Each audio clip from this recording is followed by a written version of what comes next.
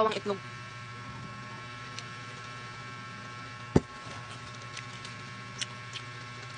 Pwede din tukwat kahoy. Anong tukwat kahoy? Ano pong tukwat kahoy? Ano po yun? Tukwat kahoy. I mean, yung tukwa, tapos may ano tukwa kahoy? Pwede din tukwat kahoy. Alam ko yung tukwa is yung kulay puti. Yun yung ano, diba? Yun yung, ano nga to? Yung tukwa, yun ba yung sa taho? Sa taho ba yun? Panis na taho. Ano pa ini? Oh my God. Panis. Grabe. Panis na taho. Grabe ka naman. Grabe ka naman, kuya. Gusto mo pa akong palutuin. Tapos sa panis na taho na tukwa. Ano yung kahoy?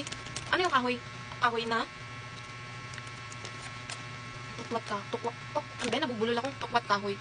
Tukwat kahoy. Ano ba? Nag-overthink ako sa tukwat kahoy. Ano ba yun? Anong luto yun? Palaman mo sa tukwa. Yung kahoy, ipapalaman ko sa tukwa. Yung kahoy, Yung kahoy, ipapalaman ko sa tukwa. Ay, apakabubo mo, Nurkaya. Overthink malala. Oo nga eh! Nag-overthink malala ang person na ito. Tukwat ka. Kasi iba yung iniisip ko, baka kamuting kahoy. Kamuting kahoy, yung ganon. Yung may kamuting kahoy tapos may tukwa. Huh?